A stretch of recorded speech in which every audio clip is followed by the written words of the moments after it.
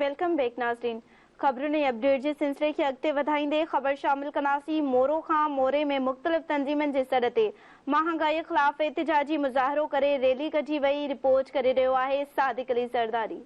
जी नाज़रीन, जीअं त अॼु महांगाई ख़िलाफ़ सिविल सोसाइटी तरफ़ां ऐं जेके मुख़्तलिफ़ यूनियन तरफ़ां अॼु एहतिजाजी मुज़ाहिरो कयो वियो आहे ऐं जेका मुख़्तलिफ़ हंधनि खां रैली जेका आहे रैली जी सूरत हाल में मोरो प्रेस क्लब अॻियां एहतिजाजी मुज़ाहिरो कयो पियो वञे। अचो त वधीक हितां मौजूदु अॻुवाणनि खां वीचार वठूं उन्हनि जो इन हवाले सां छा चवणु आहे। जो की रैली आहे मोरो अमन कमेटी जे तरफ़ां उन में मुख़्तलिफ़ सियासी समाजी ऐं जेके सोशल तंज़ीमूं आहिनि दुकानदारनि जूं यूनियनूं आहिनि उन्हनि इन में शिरकत कई आहे। ऐं महांगाई जेका आहे हथरादू महांगाई आहे, अटनि जा अघ, असुल जेको मामलो आहे ज़ख़ीरो आहे।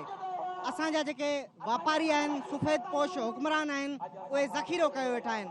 हाणे ताज़ी ख़बर पई आहे त खंड तमामु घणी स्टॉक थिए पई, कणिक तमामु घणी स्टॉक थिए पई।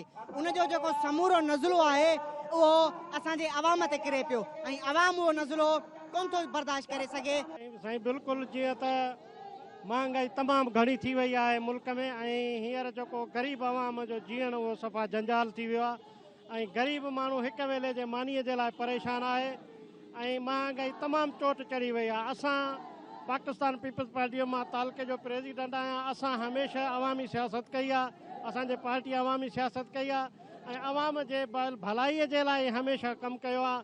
अॼु एॾी वॾी महांगाई जे इन घड़ीअ में असां अवाम सां गॾु आहियूं ऐं जेका हींअर मौजूदा हुकूमत आहे उन खां मुतालबो था कयूं त ही जेके रेट आहिनि खाइण पीअण जे शयुनि जा, खंड जा, अटे जा, गिहनि जा ऐं पेट्रोल जा, इन्हनि खे घटायो वञे त जीअं अवाम सुख जो साह खणी सघे। सर असां मोरो शहरी अमन कमेटी जा दोस्त मोरो अमन के इत्तेहाद भट्ठा यूनियन, दर्जी यूनियन, मोबाइल मार्केट जेके भी मक्ते फ़क़र जा दुकानदार आहिनि हर मक्ते फ़क़र जो माण्हू जेको आहे हिते असां महांगाई जे ख़िलाफ़ एहतिजाज निकिता आहियूं। वक़्त जे हुक्मरान खे असां चिता ॾियणु चाहियूं था त ख़ुदा रा महिरबानी कनि ही जेको ज़ुल्म जी महांगाई आहे ख़तमु कयो वञे जीअं अवाम कम अज़ कम पंहिंजो पेट गुज़र करे सघे। असां धरती टीह जा वॾा मशहूरु आहियूं जो अॼु जो जेको ग़रीबनि जो जेको रेफरेंडम आहे उहो गवर्नमेंट जे ताबूत में किले जे बराबरि थींदो।